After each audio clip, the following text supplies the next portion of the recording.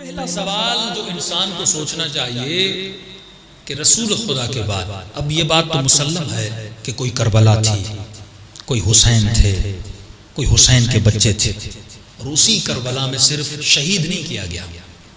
شہید ہونے کے بعد ابن سعد نے کہا اچھا یہ جو تاریخ کربلا مقاتل کی کتاب یہ بھی اہل سنت نے لکھی ہے، مقاتل لکھنے والے بھی اہل سنت ہے، یہ کہیں کہ اس میں کوئی ملاوٹ ہو ایسا کچھ نہیں ہے۔ اس نے کہا، ملعون نے کہا کہ جس کی جو لاشیں ہیں وہ اپنی لاشوں کو لے جائے، جو قبیلہ اپنی علی اکبر کے لاشوں کو بھی لے جایا گیا، لیکن فرماتے امام حسین کا لاشا بچ گیا تھا۔ اس لاشے پہ یعنی صرف شہید نہیں کیا، اور سب جانتے ہیں کہ امام حسین شہید ہوئے گودی قتل کا، ایک ایسی جگہ جو نیچے تھی، بی بی زینب کہتے ہیں تلہ زینب، ایک ایسی جگہ جو جگہ اوپر تھی، امام حسین سطح زمین سے نیچے شہید ہوئے تھے، ایک گودی تھی، نچلی جگہ تھی۔ ایک انسان کو شہید کر کے وہاں سے نکال کے زمین کربلا پہ لایا گیا اور کہا اس پہ گھوڑے دوڑا۔ اتنا عناد، اتنی دشمنی مجھ سے تھی نہیں، حسین سے۔ کون حسین؟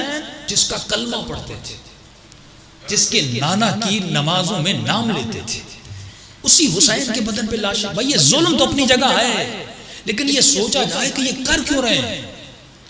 کون سے ایسی امت ہوگی جو اپنے نبی کے نمازوں کو مارے؟ یہی اسی نقطے پہ اگر مسلمان سوچے، اگر واقعہ اسے اپنی قبر کی پرواہ ہے تو وہ جائے گا تاریخ کی کتابوں کو اٹھائے گا اور سوچے گا۔ سوال یہ نہیں کہ یزید خلیفہ بنا، اس کا باپ تھا، اس کی حکومت تھی، اس نے بیٹے کو بٹھا لیا، کوئی بڑی بات نہیں ہے۔ جس طرح پاکستان میں سیاسی پارٹیاں باپ کے بعد بیٹا آتا ہے، باپ کے بعد بیٹی آتی ہے، یہ کوئی سوال نہیں ہے کہ باپ کے بعد بیٹا کیسے آیا۔ بھائی حاکم تھا، اس نے بیٹے کو بنا دیا، اس کے پاس پاور تھا، اس کے پاس لشکر تھا، اس کے پاس پیسہ تھا۔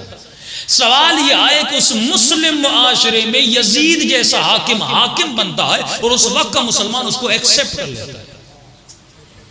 یزید کو مان لینا یہ بڑی بات ہے، جو منبر پر جا کر شراب پیتا ہے، جو دین کو تباہ و برباد کرتا ہے، جو فساد پھیلاتا ہے۔ پہلے جتنے حاکم تھے وہ برملا دین کے مخالف نہیں تھے، یہ خود اپنی تاریخ میں لکھتے آئے ہیں کہ اس کے وقت کے جانشین، یہ تو امیر شام کے زمانے میں بھی ہوتا تھا کہ شراب کی حالت میں مفتی شراب کی حالت میں جا کے نماز پڑھائے، 2 رکعت 4 رکعت میں پڑھاتے ہیں۔ بھائی آپ تاریخ پڑھتے کیوں نہیں ہو کہ کیا حال ہوا مسلمانوں کا؟ یہ دین تھا جو رسول خدا لے کر آئے تھے، یہ اسلام تھا جو رسول خدا۔ جب مغلوں نے عباسیوں پہ حملہ کیا، مغلوں نے فرماتے جب عباسی دربار میں ہم جاتے تھے کہ ایک دربار سے 300 عورتیں نکلتی تھیں۔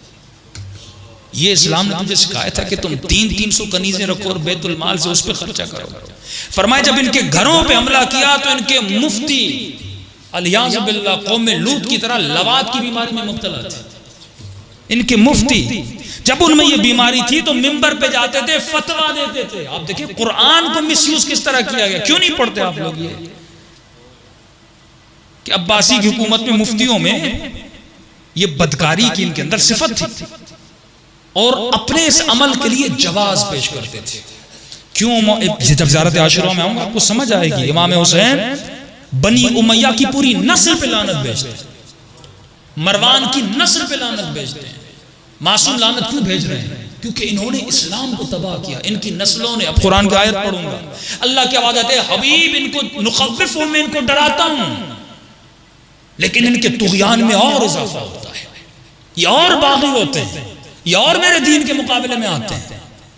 تو ان کے مفتی منبر پہ جاتے تھے، جواز پیش کرتے تھے قرآن سے، کہتے تھے دیکھو آخرت میں یہ لذتیں جو دنیا میں ہیں یہ لذتیں آخرت میں بھی ہوں گی، کہ آخرت میں حور بھی ہے، غلمان بھی ہے، تو حور سے بھی تم لذت لوگے، ریاض باللہ غلمان سے کون سی لذت لی جائے گی؟ یہ قوم لوط والی لذت غلمانوں سے لی جائے گی۔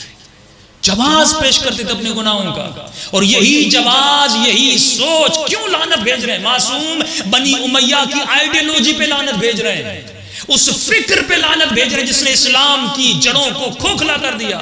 اور یہی مفتی، یہی ملا، آپ طالبان میں چلے جائیں، کہتے تھے اگر جنگ کی حالت میں بیوی ساتھ نہیں ہے تو مرد مرد کے ساتھ زنا کر سکتا ہے۔ کہتے تھے جنگ کی حالت میں حرام نہیں ہے، مکروہ ہے، شدید کراہت شدید ہے۔ جائیے یہ جواز جہاد النکاح، یہ فتویٰ کہاں کی تھی؟ یہ کہاں سے نکلی؟ یہ قرضاوی جو مصر کا ملا تھا، یہ کہاں سے نکلا؟ فتویٰ دی اس ملعون نے کہ جہاد النکاح کرو تم پر واجب ہے۔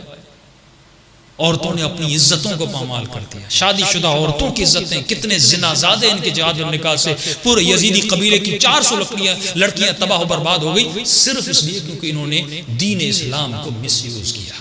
اور مس یوز کیوں ہوا؟ جب تم دین اسلام صحیح دروازے سے حاصل نہیں کرو گے تو شیعو فخر کرو کہ تمہاری نسلیں بچی ہوئی ہیں کیونکہ تم نے علی ابن ابی طالب کو فالو کیا. صلوات پڑھے محمد و آل محمد.